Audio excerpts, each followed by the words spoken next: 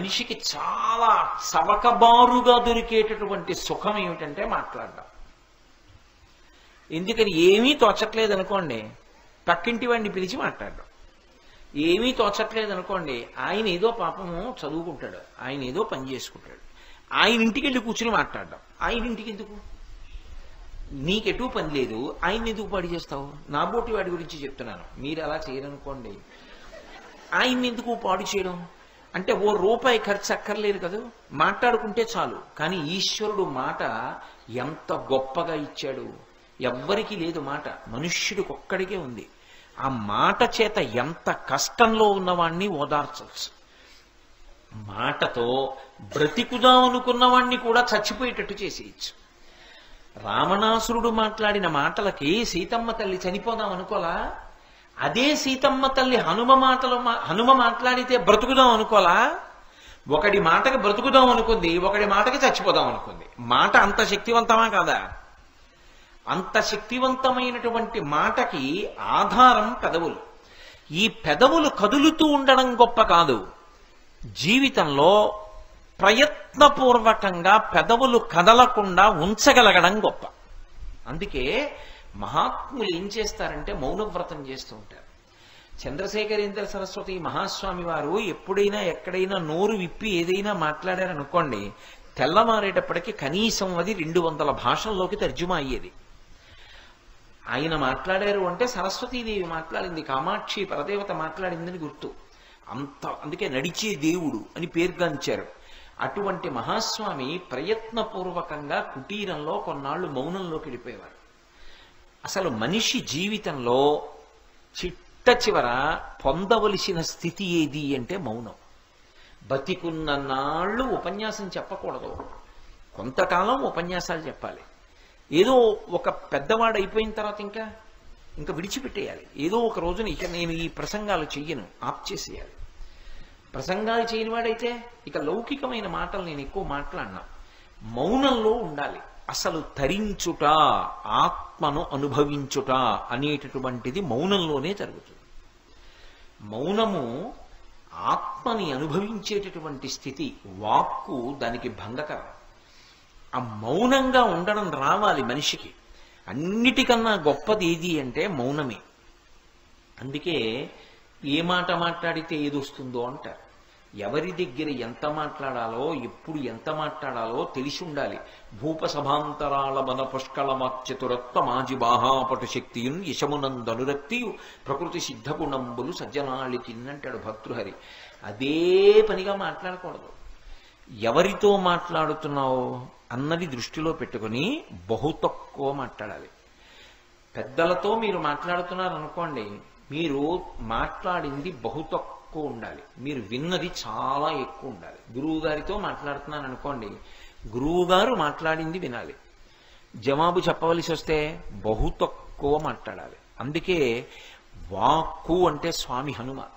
అంత హనుమ లంకాపట్టణానికి వెళ్ళి సీతమ్మ తల్లి దర్శనం చేసి రాక్షస సంహారం చేసి తిరిగొస్తే అంగదుణ్ణి కూర్చోపెట్టి వానరుల్ని కూర్చోపెట్టి మాట్లాడితే తను వెళ్ళిన విషయాలన్నీ వర్ణిస్తారు. రాముడు పిలిచి ఏమైందని అడిగితే దృష్ట్వా సీత అంటారు. సీతమ్మ చూడబడినది అంతే. పెద్దల దగ్గర ఎక్కువ మాట్లాడకూడదు, పెద్దల దగ్గర వినాలి. జీవితంలో మౌనం పాటించాలి, తక్కువ మాట్లాడాలి. ఎవరు ఎక్కువ మాట్లాడతాడో వాడి ఆయుర్దాయం తరిగిపోతుంది. 100 సంవత్సరములు బ్రతకవలసిన వాడు ఎక్కువ మాట్లాడేటటువంటి అవసరాన్ని పెట్టుకుంటే 80 సంవత్సరాలకు వెళ్ళిపోతాడు. ఎవరు ఎక్కువ మాట్లాడకుండా ఉంటాడో వాడు దీర్ఘాయుష్మంతుడు అవుతాడు. అందుకే గురువు చేసేటటువంటి మహాత్యాగం ఏమిటి అంటే 10 మందికి మంచి మాటలు చెప్పడం. గురువు గారు మాట్లాడకుండా కూర్చుంటే లోకానికి జ్ఞానం ఎలా అందుతుంది? తన ఆయుర్దాయం పోతోందని తెలిసి మాట్లాడుతున్నాడు. అది గురువు చేసే త్యాగం. అందుకే గురువు శరీరాన్ని శిష్యులు రక్షించుకుంటారు. మిగిలిన పనుల విషయంలో గురువుగారు ఇబ్బంది పడకుండా చూసుకుంటూ ఉంటారు. కారణం ఏమిటంటే గురువుగారు ఎక్కువ కాలం బ్రతకాలి, బ్రతకపోతే దారి చూపించేవాడు ఎవరు? అందుకని. అంతేకాని అదే పనిగా మాట్లాడండి అనరు. కారణం ఏంటంటే గురువు ఎక్కువ కాలం బ్రతకాలి కాబట్టి, లేకపోతే లోకంలో దారి చూపించేవాడు ఉండడని. ఈ మౌనంగా ఉండండి అని చెప్పవలసి వస్తే మనం ఏమంటాం? అంట నోటి మీద వేలేసి చూపిస్తాం ఇలాగా. ఇలా వేలు పెడతాం. చెయ్యి ఇలా అడ్డు పెట్టామంటే దానికి రెండు అర్థాలు. ఇలా అన్నాను అనుకోండి మాట్లాడకండి అని. ఇలా పెట్టుకున్నాను అనుకోండి నోటికి చెయ్యి అడ్డు, ఎదురుగుండా ఉన్నవారు పెద్దలు అని గుర్తు. ఎక్కువ నేను మాట్లాడను, బహు తక్కువ మాట్లాడతాను, ఎక్కువ వింటాను అని గుర్తు. ఏమిటంటే ఇలా పెట్టు కూర్చుంటాం. నేను మా గురువుగారి దగ్గరికి వెళ్ళాను అనుకోండి, ఇలా కూర్చుంటాను మొదట వెళ్ళగానే. అంటే గురువుగారు నేను ఎక్కువ మాట్లాడను, మీరు మాట్లాడింది నేను వింటాను. ఇలా చెయ్యి అడ్డు పెట్టుకున్నాడు అంటే వాడికి జీవితంలో ఎలా బ్రతకాలో, ఎన్ని మాటలు మాట్లాడాలో, ఎంత మౌనం పాటించాలో వాడికి తెలుసని గుర్తు. అందుకే ఇప్పటికీ దేవతా స్వరూపాల్లో హనుమ ఒక్కరే ఇలా పెడతారు. ఆజ్ఞాపాలక హనుమ అని రామచంద్రమూర్తి దగ్గర ఉంటే ఇలా ఉంటారు హనుమ. మీరు ఇప్పటికీ తిరుపతి వెడితే తీర్థం ఇచ్చే దగ్గర చూస్తే ఇలా పెట్టి ఉంటారు. క్యాలెండర్లు కూడా వచ్చాయి ఆ మధ్య, అందులో ఉంటారు ఇలా చెయ్యి అడ్డు పెట్టి ఇలా పెట్టుకుని ఉంటారు, ఇలా నిలువుగా పెట్టి ఉంటారు. ఆజ్ఞాపాలక హనుమ అంటారు. మనిషి ఎక్కువ మాట్లాడకూడదు, తక్కువ మాట్లాడాలి, ఎక్కువ వినాలి. అందుకే ఒక నోరు రెండు చెవులు. ఇది లోకానికి చెప్పడానికి ఏనుగు యొక్క ముఖం చెప్తుంది. అందుకే మీరు చూడండి, చెయ్యి వేరుగా ఉంటుంది, నోరు వేరుగా ఉంటుంది. మిగిలిన ప్రాణులకి చెయ్యి ఇలా అడ్డం పెడితేనే తెలుస్తుంది. ఏనుగు ఒక్కదానికి మాత్రం నోటికి అడ్డంగా చెయ్యి వస్తుంది.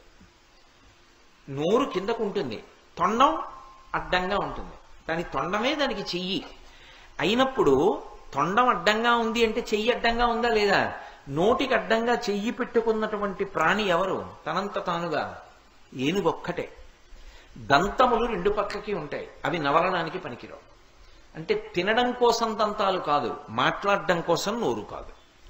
బహు తక్కువ మాట్లాడి ఎక్కువ విని మౌనము చేత తరించు.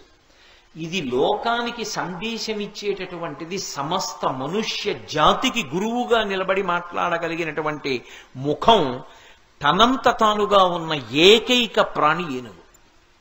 అందుకే ఏనుగు ముఖానికి అంత గొప్పతనం ఉంది. మహాదంతి వక్త్రాపి అని శంకర భగవత్పాదులు అనడానికి కారణం అది. అంత పెద్ద ఏనుగు ముఖం ఉన్నవాడు. అందుకే విఘ్నేశ్వరుడికి దండం పెట్టుకోండి అని పిల్లలతో దండం పెట్టిస్తుంటారు తప్పకుండా. ఎందుకని? నువ్వు తెలుసుకోవడం కాదు, ఎక్కడ ఎంత మాట్లాడాలో తెలిసి ఉండడం కూడా చాలా అవసరం. ఎక్కడ మాట్లాడుతున్నప్పుడు ఏది జ్ఞాపకం రావాలో అది రావాలి. ఎక్కడ ఎక్కువ మాట్లాడకూడదో అక్కడ మాట్లాడకుండా కూర్చోగలగాలి. నేను ఇక్కడికి వచ్చాననుకోండి, మాట్లాడకుండా కూర్చోకూడదు. నేను మాట్లాడినంతసేపు ధారాళంగా మాట్లాడాలి. నేను రేపు ఉద్యోగం చేయడానికి వెళ్ళాను అనుకోండి, నిశ్శబ్దంగా కూర్చుని నా పని నేను చేసుకోవాలి. అక్కడికి కూడా వెళ్ళి నేను వినాయక వైభవం చెప్తానండి అన్నాను అనుకోండి, నువ్వు ఉద్యోగంలోకి రావద్దని చెప్తారు కదా. ఎక్కడ ఏం చెయ్యాలో అది చెయ్యాలి. అంతేకాని అన్ని వేళలా ఒకలా ప్రవర్తించకూడదు. అదే పనిగా మాట్లాడుతూ ఉండకూడదు మనిషి. అది చాంచల్య బుద్ధి. మనిషి తొందరగా పాడయ్యేది, ఎక్కువ పాపాన్ని మూట కట్టుకునేది దేనివల్ల అంటే మాటల వలననే మూట కట్టుకుంటాడు. ఎందుకంటే మాటకి లౌల్యం ఉంటుంది, అందులో ఒక సంతోషం ఉంటుంది. అవతల వాడిని వెటకారం చేసి మాట్లాడడంలో ఓ సంతోషం ఉంటుంది. అదే పనిగా వెటకారం ఆడుతున్నాడు అనుకోండి, పాపం మూట కట్టుకుంటాడు. ఎక్కువ పాపం దేనివల్ల మూట కట్టుకుంటాడు అంటే మాటల చేత మూట కట్టుకుంటాడు. అందుకే దోషం దొల్లకుండా ఉండాలి అంటే తక్కువ మాటలు మాట్లాడాలి తప్ప ఎక్కువ మాట్లాడకూడదు. నోటికి చెయ్యడ్డు పెట్టుకుని మనుష్య ప్రాణి ఎలా బ్రతకాలో సూచించేటటువంటి ముఖము తనంత తానుగా ఉన్నవాడెవరు అంటే విఘ్నేశ్వరుడు. పైగా వేదం ప్రమాణవాక్కు మనకి. ఆ వేదం 84 లక్షల జీవరాశుల్లో 3 ప్రాణులను ఉత్కృష్ట ప్రాణులు అని పిలిచింది. ఉత్కృష్ట ప్రాణులు అంటే చాలా గొప్పవి అంది. ఏ కారణం చేత వీళ్ళు ముగ్గురు గొప్పవారు అని అడిగారు. అడిగితే వేదం ఈ ముగ్గురు ద్వైపములు అంది. ద్వైపం అంది. ద్వైపం అంటే ఏదైనా పుచ్చుకోవాలి లోపలికి అంటే 2 అంచెలలో తీసుకోవాలి. ఒకరికి ఇచ్చేయాలి అంటే ఒక అంచెలో ఇచ్చేస్తే అటువంటి ప్రాణులని ద్వైపములు అంటారు. తప్ప ఒక అంచెలో లోపలికి పుచ్చుకుని ఇచ్చేటప్పుడు 2 అంచెల్లో ఇచ్చిందనుకోండి హీన ప్రాణి అని గుర్తు. 2 అంచెలలో లోపలికి పుచ్చుకొని ఒక అంచెలో బయటికి ఇచ్చే ప్రాణులు అన్ని ప్రాణులలో 3 ఉన్నాయి. ఒకటి మనుష్యుడు, 2 కోతి, 3 ఏనుగు, 4 లేదు. నీ చెప్పట్లేదు, వేదం చెప్పింది ఈ మాట. ఎందుకని? నేను అన్నం తినాలనుకోండి, లేకపోతే నేను పండు తినాలనుకున్నాను అనుకోండి, ముందు చెయ్యి పెట్టి పండు పట్టుకోవాలి. 1 తెచ్చి నోటి దగ్గర పెట్టుకోవాలి. 2 అంచెల్లో కదా పుచ్చుకుంటున్నాను. అన్నం తినాలి, చెయ్యి పెట్టి అన్నం ముద్ద తీయాలి, అప్పుడు నోట్లో పెట్టుకోవాలి. 2 అంచెలు. నేను మీ దగ్గర నుంచి ఓ యాపిల్ పండు పుచ్చుకోవాలి, నేను ఇలా తీసుకోవాలి, నా దగ్గర పెట్టుకోవాలి. 2 అంచెలు. పుచ్చుకోవాలంటే 2 అంచెలు, ఇవ్వాలంటే నేను మీకు పండిచ్చేయాలనుకున్నాను అనుకోండి, ఇలా తీసి ఇచ్చేస్తాను. ఇచ్చేసేటప్పుడు 1 అంచె, పుచ్చుకోవాలంటే 2 అంచెలు. అంటే పుచ్చుకోవడం తక్కువ పుచ్చుకో, ఒకరికి పెట్టుకోవడం ఎక్కువ పెట్టుకో. ఇది సహజంగా ఉన్న ప్రాణులు ఏవి అంటే 2. కోతి అంతే, చేత్తో ఒకసారి పుచ్చుకుని నోట్లో పెట్టుకు తింటుంది. అదే కాలుగా వాడుకుంటుంది, మళ్ళీ ఇలా పట్టుకుని నోట్లో పెట్టుకుంటుంది. ఏనుగంతే, తొండంతో పట్టుకుంటుంది, నోట్లో పెట్టుకుంటుంది. ఇచ్చేయాల్సి వచ్చింది అనుకోండి, అక్కడ ఉన్న అరటిపళ్ళ అత్తలం తీసి ఇలా ఇచ్చేస్తుంది. ఇవ్వడం 1 అంచె, పుచ్చుకోవడం 2 అంచెలు.